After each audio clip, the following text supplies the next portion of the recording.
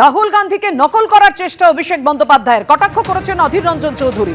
দুর্নীতি ইস্যুতে অভিষেক বন্দ্যোপাধ্যায়কে ডেকেছিল ইডি, প্রায় 9 ঘন্টা ধরে জিজ্ঞাসাবাদ করা হয়।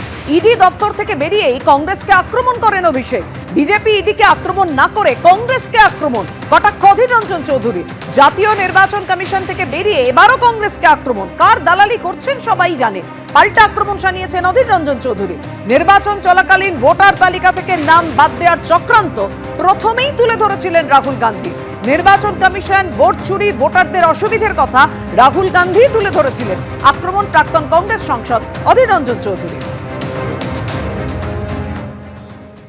राहुल गांधी जी की जो दिखाए हुए राह उसको अपनाते हुए और नकली करने में जुट गए हैं अभी। और दूसरा बात ये आपको मैं याद दिलाना चाहते हैं, एक बार उनको ईडी बुलाए थे, ये भतीजे को चोर चकोरे और करे भ्रष्टाचार के मुद्दे पे। तो ईडी ने 9 घंटे तक पूछताछ की थी ये भतीजे को, और ईडी दफ्तर से निकलते ही उन्होंने कांग्रेस पे गाली बोलने लगी।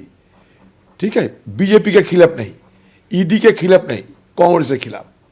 इस बार भी ईसीआई गए और निकलते ही वो कांग्रेस को गाली देने की उनको याद आई।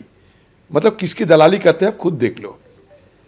जब वो कहते, जब सब जानते हैं, सारे देशवासी नहीं सारे दुनिया जानते हैं कि हमारी देश की जो चुनाव आयोग की जो खामियां, उनकी जो मतलब देश की चुनाव आयोग की चलते आम लोगों को जो परेशानियां हो रहे हैं और मतदाता सूची से निकलने की जो साजिश की रची गई थी, इसके सबसे पहले राहुल गांधी जी जिक्र किया। तो जाहिर सी बात यह है, राहुल गांधी जी सबसे पहले हिंदुस्तान में चुनाव आयोग और वोट चोरी और इसके साथ साथ जो आम लोगों के अंदर जो जागरूकता पैदा करने की कोशिश की, उनका ही नतीजे के चलते सुप्रीम कोर्ट ने 5 बार, एक बार नहीं लगातार 5 बार चुनाव आयोग की जो प्रक्रिया, इस प्रक्रिया में हस्तक्षेप किए थे। ভোট চুরি নিয়ে গতকাল সরব হন অভিষেক বন্দ্যোপাধ্যায়। তার বক্তব্য, ভোটার লিস্টে চুরি হচ্ছে। কংগ্রেস যদি আগে এটা ধরতে পারত তাহলে হরিয়ানা, মহারাষ্ট্র, দিল্লি, বিহার 4 রাজ্যে বিজেপি হারত। গতকাল জাতীয় নির্বাচন কমিশনের সঙ্গে বৈঠকের পর বেরিয়ে সরব হয়েছিলেন অভিষেক বন্দ্যোপাধ্যায়।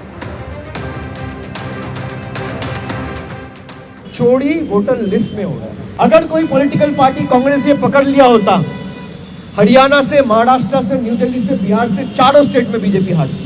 वोटर लिस्ट में चोरी हो रहा है और यही चीज कोई और पॉलिटिकल पार्टी पकड़ नहीं पाया। तो यही सब गलती कांग्रेस ने किया है। आम आदमी पार्टी दिल्ली में पकड़ नहीं पाया, बिहार में आरजेडी कांग्रेस पकड़ नहीं पाया, इसलिए बीजेपी 88% का स्ट्राइक रेट लेके जीता है। वोट चोरी तो यहां हो रहा है, वोट चोरी ईवीएम में नहीं हो रहा है। You are not getting to understand what algorithm they are running and what kind of software they are using to remove 50 lakh 1 crore voters and disenfranchise them. यही पे चोरी हो रहा है। দেখুন, এবার আপনাদের সামনে রাখবো অভিষেক বন্দ্যোপাধ্যায়ের এই বক্তব্যকে একেবারে কটাক্ষ করে। আজকে অধীর রঞ্জন চৌধুরী বলেছেন রাহুল গান্ধী প্রথম ধরেছিলেন এবং রাহুল গান্ধীকে নকল করার চেষ্টা করছেন অভিষেক বন্দ্যোপাধ্যায়। রাহুল গান্ধী কি বলেছিলেন দেখুন।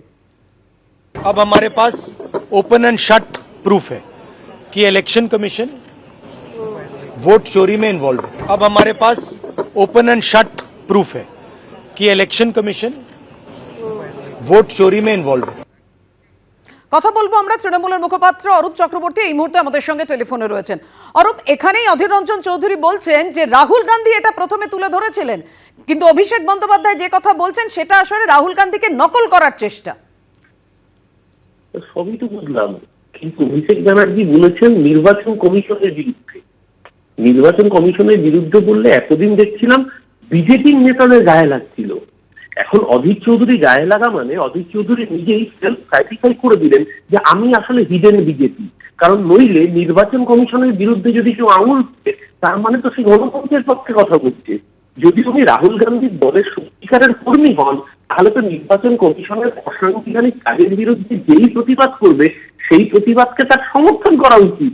সেটা না করে যদি গাত্রদাহ হয় তাহলে বুঝতে হবে গাত্রদাহ এখানে কাদের হচ্ছে। দেখুন, শুভেন্দু অধিকারী হচ্ছে, গাত্রদাহ শ্রমিক ভট্টাচার্যদের হচ্ছে, অনুরাগ ঠাকুর, অমিত শাহ, নরেন্দ্র মোদী, এদের গাত্রদাহ হচ্ছে। তার সাথে সাথে যখন অধীর বাবুর গাত্রদাহ হয় তখন বলে দিতে হয় না ঠাকুর ঘরে কে আমি কলা খাইনি। তখন বাংলার মানুষ বুঝতে পারে যে আমি আসলে ব্যাক এন্ডের বিজেপি, স্পন্সর্ড বাই আরএসএস। তার জন্য 2019 সালেও আরএসএস আমার নির্বাচনে ভোটে লড়তে জিততে সহযোগিতা করেছিল। অধীর চৌধুরী প্রতিটা স্টেটমেন্ট প্রমাণ করে যে তিনি আসলে বিজেপির দালাল। নইলে নির্বাচন কমিশন যারা বাংলার মানুষ যাকে ছেড়ে দিয়েছিল, কান্তি গাঙ্গুলি রাজ্যের মন্ত্রী ছিলেন, সিপিএম এর দুর্দণ্ড প্রতাপ নেতা, তাকে এসআইআর এ শুনানির জন্য ডেকে পাঠিয়েছে। আর অভিষেক ব্যানার্জির প্রতিবাদ তো বাংলার 10.5 কোটি মানুষের জন্য প্রতিবাদ ছিল। অভিষেক ব্যানার্জির প্রতিবাদ যেরকম জয় গোস্বামী কবি বাংলার বিশিষ্ট সাহিত্যিক, তার নাম হিয়ারিং এ তোলার জন্য প্রতিবাদ হতে পারে, একইভাবে কান্তি গাঙ্গুলিকে হিয়ারিং এ দেখা তার বিরুদ্ধেও প্রতিবাদ। অভিষেক ব্যানার্জির প্রতিবাদ, অভিষেক ব্যানার্জি বাংলার 10.5 কোটি মানুষের কথা বলেছেন। তাদের হয়ে কথা বললে যাদের গায়ে লাগে তারা হয় বিজেপি আর নইলে মুখোশধারী বিজেপি। অধীর চৌধুরীকে বলবো ঘোমটার আড়াল থেকে আর না এসে ঘোমটাটা খুলে প্রকাশ্যে বিজেপি করুন। এবিপি আনন্দ, এগিয়ে থাকে, এগিয়ে রাখে।